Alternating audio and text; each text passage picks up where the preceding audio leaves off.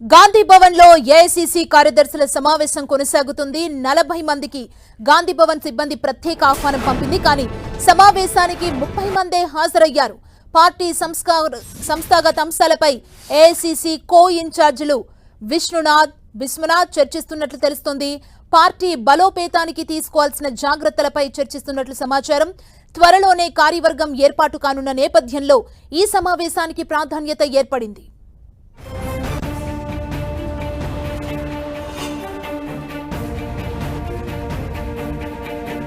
ప్రత్యేకంగా 40 మందికి ఆహ్వానాలు పంపింది గాంధీ భవన్ సిబ్బంది. కాకపోతే సమావేశానికి 30 మంది హాజరయ్యారు, 10 మంది డుమ్మా కొట్టారు. ఓవరాల్ ఇదే అంశానికి సంబంధించి మరిన్ని డీటెయిల్స్ మా ప్రతినిధి ప్రతాప్ అందిస్తారు. ప్రతాప్, కాంగ్రెస్ పార్టీ సంస్థాగత నిర్మాణంపైన పూర్తి స్థాయిలో ఫోకస్ పెట్టింది. కొత్త ఇన్ఛార్జ్ మీనాక్షి నటరాజన్ రావడంతో పీసీసీ చీఫ్ నియామకం తర్వాత పాత కార్యవర్గం అంతా కూడా రద్దవుతున్నట్టయితుంది. అయితే కొత్త కార్యవర్గాన్ని ఏర్పాటు చేయడానికి ఎవరిని తీసుకుంటే బాగుంటుంది, ఏ విధంగా అనే దానిపైన కూడా పూర్తి స్థాయిలో ఫోకస్ పెట్టింది. అయితే ప్రజెంట్ పీసీసీ చీఫ్ కొత్తగా వచ్చారు కాబట్టి తర్వాత వర్కింగ్ ప్రెసిడెంట్లు, అదేవిధంగా జనరల్ సెక్రటరీ, సీనియర్ వైస్ ప్రెసిడెంట్లు వేయాలని చెప్పేసి కాంగ్రెస్ పార్టీ నిర్ణయించింది. అయితే వీరికి నియామకానికి సంబంధించి ఏ విధంగా ఉంటే బాగుంటుంది, సంస్థాగత నిర్మాణానికి సంబంధించి ఇప్పటికే కొంతమందిని సెలెక్ట్ చేసినట్టుగా కూడా పార్టీ వర్గాల ద్వారా సమాచారం అందుతుంది. దాదాపు ఒక 40 మందిని అయితే సమాచారం ఇచ్చారు. ఆ 40 మందిని కూడా ఆహ్వానించడం జరిగింది. ఈ 40 మందికి జనరల్ సెక్రటరీ, వైస్ ప్రెసిడెంట్, అదేవిధంగా కొన్ని ముఖ్యమైన పాత్రల్లో వీరికి కూడా అవకాశం కల్పించాలని ఒక ఆలోచన చేస్తుంది. అందులో భాగంగానే వీరిని ప్రత్యేకంగా పిలవడం జరిగింది. వారిని ఏఐసీసీ ఇన్ఛార్జీలు, ఏఐసీసీ కో ఇన్ఛార్జీలు వీరిని ప్రత్యేకంగా వాళ్ళతో భేటీ కావడం జరిగింది. ఏ విధంగా ఉంటే బాగుంటుందని దానికి సంబంధించి వారికి బయోడేటా,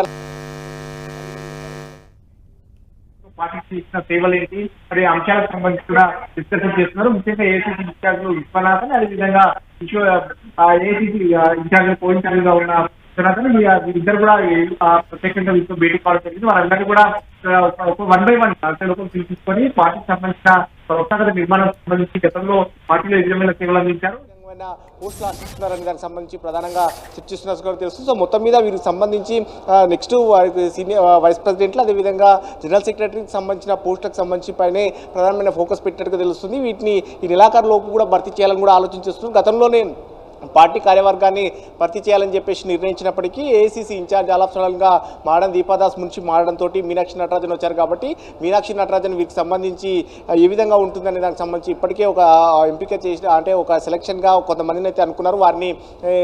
వారి ఏ విధంగా ఉంటుంది, వారి బయోగ్రఫీ ఏంటి అనేది కూడా తెలుసుకొని మరోసారి కూడా వారికి క్రాస్ చెక్ చేసిన తర్వాత వారికి పదవులు ఇవ్వాలనే ఒక ఆలోచన చేస్తుంది. అందులో భాగంగానే ఏఐసీసీ కో ఇన్ఛార్జీలు వారిని వరుసగా 1 by 1 కూడా పిలిచి ఏ విధంగా ఉంటుంది అనే దానిపైన కూడా ప్రధాన 40 మంది వరకు ఈ రోజు గాంధీ భవన్ సిబ్బంది వారిని ప్రత్యేకంగా ఆహ్వానించడం జరిగింది. ఇందులో మందికి ప్రత్యేకమైన పనులు ఉండడం వల్ల, పెళ్లి పనులు ఉండడం వల్ల కొంతమంది రాలేకపోయారు సమాచారం ఇచ్చారు. మొత్తం మీద ఇప్పుడు దాదాపు ఒక 30 మంది దాకా వారిని 1 by 1 కూడా అందరినీ కూడా వారిని ఇంటర్వ్యూ లాగా చేసి వారికి నెక్స్ట్ ఫర్దర్ గా పార్టీ పదవులకు సంబంధించిన అంశాలను కూడా డిస్కస్ చేస్తున్నారు. Thank you Pratap.